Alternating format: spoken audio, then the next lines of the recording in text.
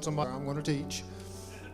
I'm a teacher, not a preacher, but just trusting in the Lord's anointing and just that He would have me say what He would have me say and not say what I don't need to say. And I appreciate your guys' prayer, and I love you guys. I'm just blessed and I'm honored to be here. So, with great power comes great responsibility.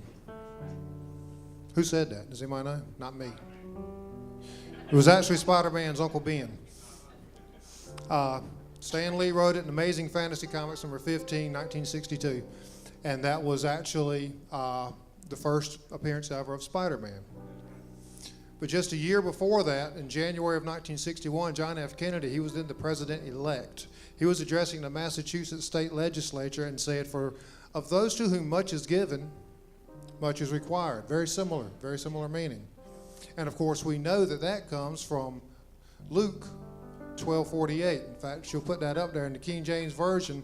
I'm not going to read the entire verse, but the middle part says, "For unto whomsoever much is given, of him shall much be required."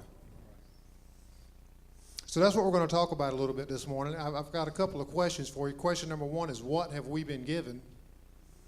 And question number two, of course, is what is required of us?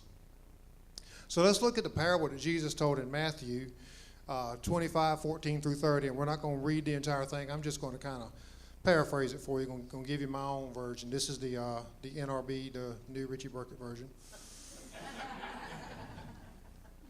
So you can take that down now, Miranda. Thank you. Turns out that the boss is going away. All right? He's going to be gone for a while. He's probably filming an episode of Undercover Boss. So he's going away, and he calls three of his employees into his office, Brad and Bethany and Beauregard. Well, he gives each of them money, okay? Brad gets 5 bags of money. Bethany gets 2 bags of money, and old Beauregard, he don't get but 1 bag of money. Beauregard's kind of shady anyway. Verse 15 says that he divided it in proportion to their abilities, all right? So the concept that all men are created equal, that's from the Declaration of Independence. It's not in the Bible. That's why it said that the boss, the master, divided according to their abilities. All right? So Brad and Bethany, they immediately go to work, man. They're making shrewd investment. They double what they've been given, each of them. Old Beauregard, he digs a hole in the ground. He's lazy and a procrastinator. Anybody here ever procrastinate? A couple of weeks ago at the store, we had a American Legion outpost came in and they ordered 600 pork chops. They said, we need them Friday, and we're going to be serving at noon. Well, the guy in the meat department that was there at the time, because the head guy, he was out with a broken foot, he said, well, they don't need them till noon. Well, they're going to start serving at noon. He just heard they need them at noon. He had a full crew there with him on Thursday. They were sitting around in the break room and talking about they had nothing to do, but they could just wait and do the pork chops the next morning. Of course, 7:30 the next morning, here comes the American Legion looking for their pork chops. And they're rushing and they're behind. And I mean, we got them their pork chops, but it would have been so much easier if he'd have just gone ahead and done it, not procrastinated, like Beauregard was doing. I remember when I was a kid, I had to write a 9-page paper on the Revolutionary War. And it was due by a certain date. We had like 6 weeks to write this thing, so naturally I started on the day before. And I wrote in letters this big to fill up 9 pages and got a big fat F for fantastic. No. But procrastination can get you in trouble. And honestly, it's a form of laziness, you know. So that's Beauregard. He's lazy. He's procrastinating. So the boss comes back. He calls everybody back into the office. He says, "What's up?" Well, Brad and Bethany come and say, "Man, we've doubled your money." You know, boss is like, "Way to go, dude!" And he's giving out high fives, and they're all jumping up and around. So we're going to party in the office and stuff, and you guys get promotions and. You know, and by the way, a lot of you people ask for promotion, say, I want a promotion. Remember, with promotion comes more responsibility. You know, we want the good part, we want the glory, but we don't want the extra work. And I just want the raise. I want the title so I can feel prestigious. I want the raise, but I don't want the extra work. So it all goes together. So then it's Beauregard's turn. Old Bo, he'd been standing there in the corner watching Brad and Bethany and seeing them get their high fives and seeing them get their promotions and seeing them, get even more. So he comes forward, kind of dragging his feet, kind of looking down at the ground. And he says, "Boss, I know you're harsh." Why would he call the boss harsh? Maybe his pride's been a little bit hurt because he only got one bag of money to start with. Maybe he's saying, "Why can't I be like Brad? Brad got 5." It's a dangerous thing when we start comparing ourselves to other people. It's only going to bring negativity. So he says, I put your money in the ground. Here it is. It's all here. It's all here. I didn't make anything. I didn't attempt to make anything. I didn't work with what you'd given me. I just buried it. Well, boss ain't happy. Boss takes Beauregard's money and gives it to Brad. You ever had your fingers not work? We'll do this. That's why God gave you spit. Verse 29 says, "To those who use well what they are given, even more will be given, and they will have an abundance. But from those who do nothing, even what little they have will be taken away." Let me tell you something, folks. God expects us to work. In fact, Genesis 2:15 said the Lord placed the man in the Garden of Eden to tend and watch over it. This was the Garden of Eden. This was paradise. But he was to tend it. He was to watch over it. He still had work to do. He had a job to do. 2 Thessalonians 3:10. Paul's writing, he says, "Don't you remember the rule we had when we lived with you? If you don't work, you don't eat." That one's harsh. Need to work. The Bible tells us we need to work. We're going to look back at Luke 12:48. In fact, I'm going to back up to verse 47. This time I'm going to read from the NLT, which is the New Living Translation.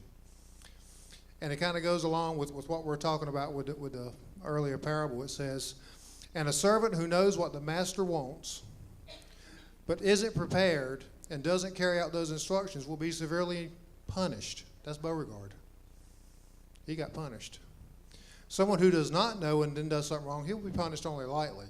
But when someone has been given much, much will be required in return. And when someone has been entrusted with much, even more will be required."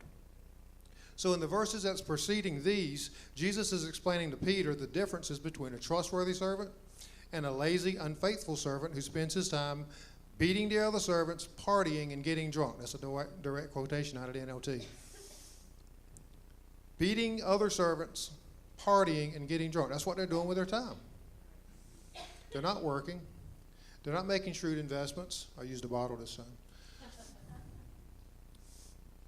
Anybody ever heard the word stewardship? Stewardship is defined as the job of supervising or taking care of something. In fact, when I was a kid, I heard it all the time. And as an adult, I tend to say it all the time. Take care of this, and it'll last you a long time. Your kid get their first car, you say, take care of it, and it'll last you a long time.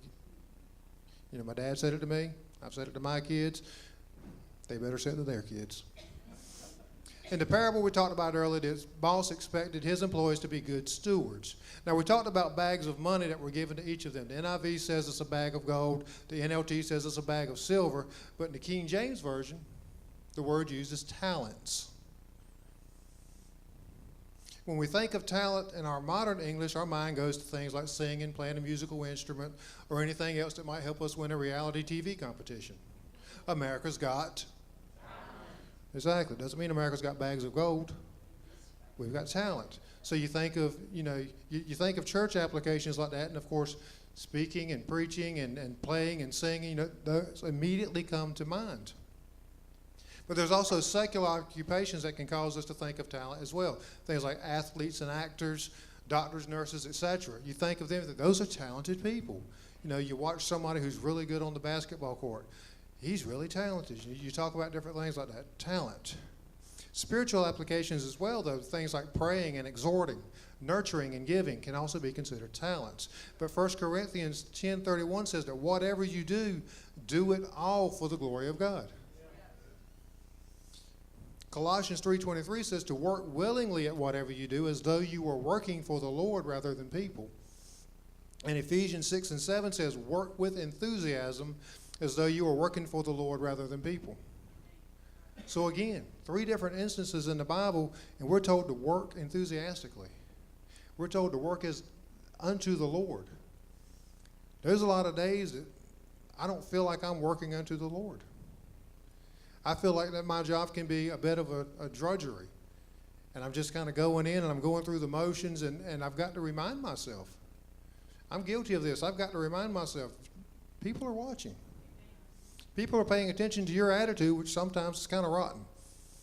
I'm not perfect. I'm not standing here trying to say, look, I've got it all together. You guys need to get it together. That's not what I'm doing. I'm letting you guys know I mess up. I make mistakes. I catch your attitude. If you don't believe me, where you at, Joyce? You just ask her. She'll tell you. So Ephesians 4:11 says, now these are the gifts God gave to the church: apostles, prophets, evangelists, pastors, and teachers. In fact, several years ago when I first was getting into ministry and feeling the calling on my life, they had a guest speaker at the church, and he talked about spiritual gifts, and he actually gave a test. And they had all these different spiritual gifts listed, and it told you to take the test, and then after scoring it, you would find out where your strongest spiritual giftings were. My number 1 spiritual gifting was humor. I don't know where that came from, but that's what it was. Number 2 was pastor, and it kind of freaked me out at the time. I was like, pastor, what? And the guy told me, he said, now, a lot of you guys who teach Sunday school and things like that said, you may have scored higher on pastor. He said, let me calm your mind real quick. A lot of times, teachers do serve or score higher on pastor because of where their heart is. He said, it doesn't mean you're called to lead a church. It doesn't mean you're called to get up and preach, which I've eventually, of course, done some, but it means you've got that pastor's heart. God's given you that calling. And it kind of helped me, and I saw my teaching ministry in a different way. And of course, I went on and eventually got my license and everything, and I've, like I say, I'm serving in that capacity, but I still think more of myself as a teacher. But you got to be careful, too, because James 3:1 says, my friends, we should not all try to become teachers. You know that we who teach will be judged more severely. That's a strong statement. You got to think about it. You know, you could just be sitting there and you think, man, I want to be a teacher. I want to get in there and I want to teach the Wednesday night class, or I want to do this or that. And that's well and good if you've been called. But if you want to do it just so you can stand in front of people and become popular, be careful. Be careful what you're saying. Your words are going to be weighed heavily. That's something, pray for your pastors, pray for your Wednesday evening teachers, because they've got a heavy weight on them with this. You know, pray that we're not going to make mistakes. Again, like I said earlier, I don't want me in this. I want God in this. 1 Corinthians 12 through 31 talks about one body and many parts. All right, I've mentioned that several times before, and we've talked about how if one part of the body is hurting, we're all hurting. Just this morning on the way to church, my wife says, I've got something in my eye. Think of how small the eye is, but how important it is. When she's getting that little speck of whatever in her eye, and her whole body's reacting. You know, need to get it out. I need to figure out what's going on. You know, that's the way we are. We can't all be the eye. Again, the Bible doesn't say we're all created equal. We can't all be the eye. We can't all be the nose. Some of us have to be an elbow. You know, and the elbows always get banged up and hit, and then that funny bone just does that crazy thing where you're just like, what in the world is crazy? Nothing funny about the funny bone. Some of us had to be the big toe. I mean, got to do it, but it helps with balance. We need balance in our lives. So one body, many parts. I'm going to actually read the last part of 1 Corinthians. I'm going to go verses 27 through 31, but then I'm going to go right into chapter 13, verses 1 through 3. This is the New Living Translation. It says, all of you together are Christ's body, and each of you is a part of it. It says, here are some of the parts God has appointed for the church. First are apostles, Second are prophets. Third are teachers. Then there are those who do miracles, those who have the gift of healing, those who can help others, those who have the gift of leadership, and those who speak in unknown languages. Now Paul turns around and he asks rhetorical questions. Are we all apostles? Are we all prophets? Are we all teachers? Do we all have the power to do miracles? Do we all have the gift of healing? Do we all have the ability to speak in unknown languages? Do we all have the ability to interpret unknown languages? And then, of course, he answers all of these questions by saying, of course not. Again, we're not all equal. God's given us different talents based on our abilities. He said, you should earnestly desire the most helpful gifts. Helpful. He wants us to be helpful. But now let me show you a way that is best of all. And this goes into chapter 13. If I could speak all the languages of the earth and of angels, not just earth, but heaven too, but I didn't love others, I would only be a noisy gong or a clanging cymbal. If Carl was up here, I'd get him to hit the cymbal for you one time. Just noise. It wouldn't make any difference. I'm just making noise if I don't have love. If I had the gift of prophecy and I understood all of God's secret plans and possessed all knowledge, and if I had such faith that I could move mountains but I didn't love others, I'd be nothing. If I gave everything I had to the poor and even sacrificed my own body, I could boast about it. If I didn't love others, I would have gained nothing. You can have all the talent in the world. If you don't have love, if that's not your priority, is loving others, serving others, helping others, you're just making noise. You're just doing it to be seen. In John 21:15-17, Jesus asked Peter 3 different times, do you love me? Why 3 times? Maybe because Peter denied him 3 times. I don't know that. It's possible. Each time Peter answered that he did love Jesus and was instructed each time by Jesus to feed or take care of my sheep. How do we feed and take care of his sheep? We become the hands and feet of God. Michelle actually put that on Facebook yesterday. It was actually after I had actually written out my notes. I thought, hey, that's kind of cool. You know, now she's going to think I stole it from her, but anyway. How do we do this? We volunteer. Just like yesterday, you've already heard Pastor Ray talk about it. Drusa. We had 22 people from our church go and help. They volunteered, including a lot of teenagers and college and career kids. Go impact student ministries, you know. The mission center, greeters, parking lot attendants, nursery workers, you can volunteer. We just celebrated, and it's almost been lost with the week we've had with the storm, but we've just celebrated the anniversary of 9/11. And you think of the volunteers who lost their lives during that event because they were willing to help others. They put others' needs before their own. They weren't doing it just as a part of a church organization. They were doing it out of love for people, out of a desire to help. We can volunteer. When you see something that needs doing, do it. Don't wait for somebody else. Do the right thing, even if nobody's watching. I've seen a lot of times I'll be at work and there'll be a case of carrots in the meat case or something. You'll walk by it and you're like, if I don't get it, how long will it take somebody else to get it? You'll see trash on the floor and wonder, if I don't get it right now, how many other people will just walk past it? And it's the same thing at church. How many times have you walked past a piece of trash thinking, well, that's so-and-so's job, or I bet so-and-so's probably going to get it? You know, not everybody can physically bend down that well, but most of us can bend down enough to pick up a piece of trash off the floor.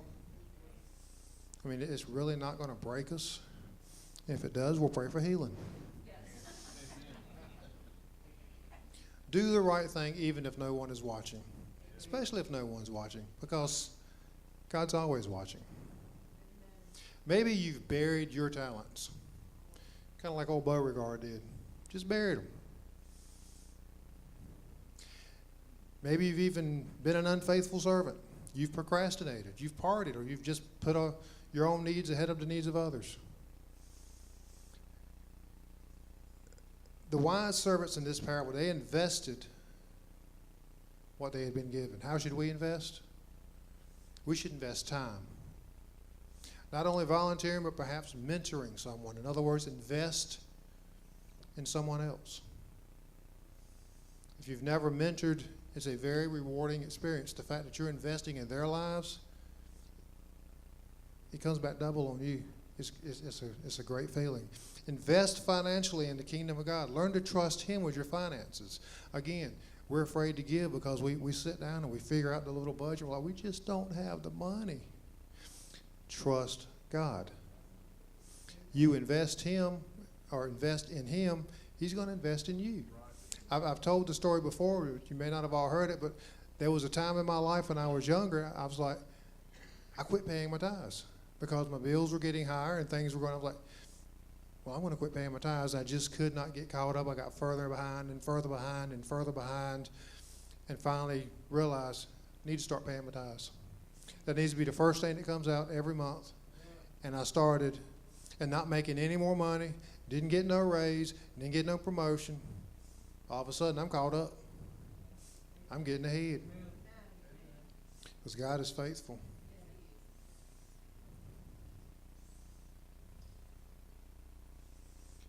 I also encourage you to invest in yourselves. And what I mean by that is everybody in here's got a talent. Your talent might be praying. Your talent might be giving. Your talent might be encouraging someone else.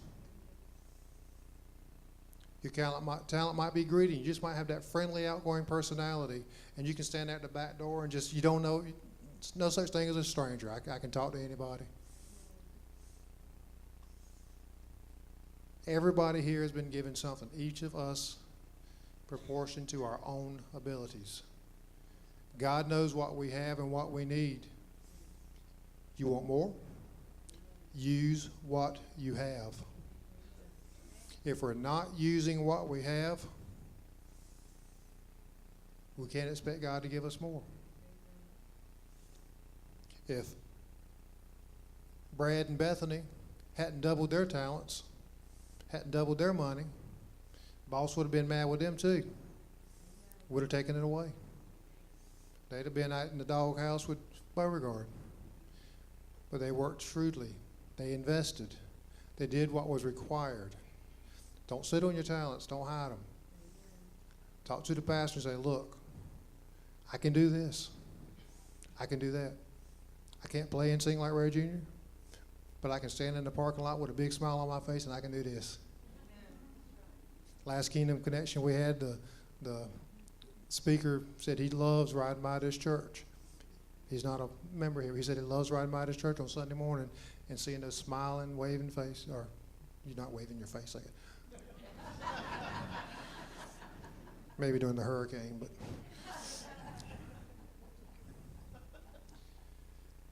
Kind of started things off with a quote from Kennedy, and I'm going to end with another one. Just a couple of weeks after the "too much is given" quote, Kennedy's inauguration speech included his most memorable quote. It said, "And so, my fellow Americans, ask not what your country can do for you, ask what you can do for your country." Everybody's heard that, right? To wrap it up, here's what I want to say. My fellow Christians, ask not what your church can do for you, but ask what you can do for your church. Some of you are probably feel like you're busy beyond busy between work and home and the kids and school, and then you're already volunteering at the ministry center, and you're already volunteering with Drusa, and you're already a parking lot attendant, and you're already on the praise team, and you're already teaching on Wednesday night, and so much going on. And to those of you that are doing all these things or some of these things, I salute you. I thank you. Our pastors thank you. But there's some of you who have some talents, and we don't even know about it. I remember being in another church and we'd lost our piano player. sitting in the congregation with someone who could play piano, but we didn't know it. We found out. We drug her up on the stage, and there you go, start playing. There are people here that can do some things that can help. I don't know you all. I don't know your situation. But I pray that you would pray with me.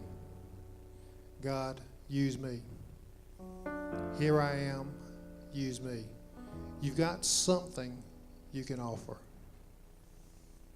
You've got something you could do, even if you say, Pastor, I'd like to come out one day a week and maybe pick up trash off the church grounds, or I don't know what it is. There's something you can do. Everybody in here, from the oldest to the youngest, God has given us a talent. And if we want to grow, if we want that increase, if we want more success, we've got to use what we've been given. If you guys will stand with me. Maybe you're here this morning and you're like, I don't really know. In fact, I don't really even know if I'm sure about my relationship with the Lord. I'm here this morning and I hear what you say, but it's kind of hard to put myself in a position to work for the Lord when I'm not even truly serving the Lord. That's kind of like saying I'm going to work for Walmart, but they haven't hired me yet. I'm just going to go in and start sweeping the floors, see what happens. The Lord has called each of us. He died for each of us. He loves us all. If you're here this morning, this first and most important altar call is for you. I said it earlier. We know He's coming. The Bible tells us we've seen the signs. If you're not right, now's as good a time as any to get right. These altars are open. Part 2, I've been sitting on my talents. I've buried them in the backyard because I don't know what to do with them. I know that I can do this. I know that I can do that. The Lord has actually blessed me with several talents, but I just don't know how to use them. I challenge you guys that are kind of in that situation to come forward and just ask the Lord. We used to sing a song, Open the Eyes of My Heart. Just ask Him to open the eyes of your heart so that you can see what He would have of you, so that you can see where He would best put your talents to use. Because if we're going to invest, we need to invest wisely. And you don't need to get a stock market magazine. Just pray. Just read His Word. So the third part of the altar call is anybody that just wants to come and spend some time with God in His presence. Maybe you see somebody that's struggling, you want to pray with them, put an arm around them, encourage them. That's a gift and that's a talent. Do that. So as Ray Jr. sings, these altars are open. If you can use anything, Lord, you can use me. If you can use anything, Lord, you can use me.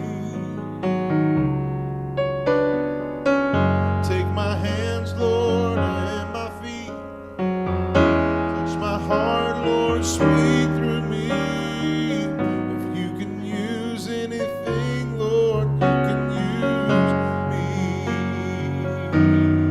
Oh, if you can use anything, Lord, you can use me. If you can use anything, Lord, you can use me. Take my hands, Lord, and my feet. Touch my heart, Lord, speak through me. If you can use anything, Lord, you can use me. Heavenly Father, I love you, Lord, and I praise you for all that you've done this morning. I praise you for your hand upon this church, this congregation. I pray right now, Lord, that even as people are in their seats, that you would just speak to them, that you would just move in their hearts, Lord, that you would just nudge them, Lord, to even where they're standing, just to make a decision for you, Lord, just to make a decision whether it's to follow you or to serve you with all their hearts, Lord, and to use their talents for you. I I pray, Lord, that you would just help each and every one of us here, Lord, to do the best that we can in serving you and in serving others. No matter what it is you've given us, Lord, whatever giftings we have, Lord, help us to use them to the best of our ability for you. I pray, Lord, for continued safety of this congregation. I pray for our pastoral staff. I pray for those who are affected by the hurricane. I just pray your hand upon them, your hand of peace. Be with us, Lord, as we go our separate ways, Lord, and I thank you once again in Jesus' name for all that you've